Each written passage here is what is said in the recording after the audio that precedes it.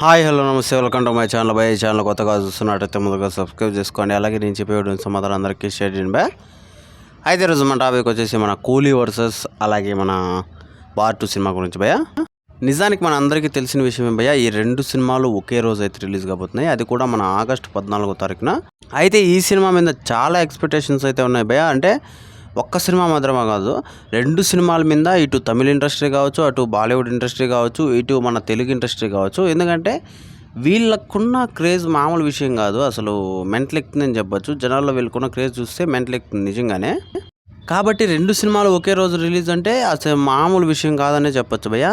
అసలు వీళ్ళకున్న క్రేజ్కి వీళ్ళకి వచ్చే అమౌంట్కి చాలా వరకు అసలు మనము తట్టుకోలేమని చెప్పొచ్చు. ఎందుకంటే వీళ్ళ కలెక్షన్లు ఏ సినిమా, ఈ రెండు సినిమాల్లో ఏ ఒక్క సినిమా జస్ట్ మిస్ఫైర్ అయినా కూడా అసలు మొత్తానికే నష్టపోతుందని చెప్పొచ్చు. ఏదో కొద్దిగా రావడం కాదు, మొత్తానికి కింద పడిపోతుందని చెప్పొచ్చు. నాకు తెలిసి రెండు సినిమాలు కింద పడే అవకాశం అయితే లేదు భయ్య. ఒక్క సినిమా అంటే రెండు సినిమాలు ఒక్క సినిమా కూడా కింద పడే అవకాశం లేదు.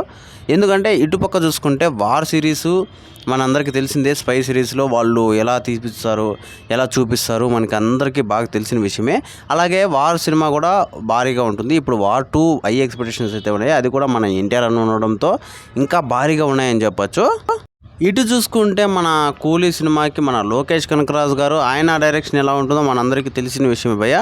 అసలు ఒక రేంజ్లో ఉంటుంది అని చెప్పొచ్చు ఆయన డైరెక్షన్ కానీ, ఆయన చూపించేది కానీ. అలాగే మన రజనీకాంత్ గారి పర్ఫార్మెన్స్ కానీ వేరే లెవెల్లో ఉంటుందని చెప్పొచ్చు. అలాగే ఆ సినిమాలో ఉపేంద్ర గారు, మన నాగార్జున గారు, చాలామంది అమెరికాన్ కూడా ఉన్నారని చెప్పొచ్చు. చాలామంది క్యారెక్టర్లు అయితే ఉన్నాయి భయ్య కూలీ సినిమాలో. ఇలాంటి పరిస్థితుల్లో వీళ్ళు ఒక పక్క ఫ్యాన్స్ అయితే ఇంకా మా సినిమానే గొప్ప, మా సినిమానే గొప్ప, మా సినిమానే కొడుతుంది అది ఇది అని చెప్పేసి కూడా చెప్పుకుంటూ వస్తున్నారు.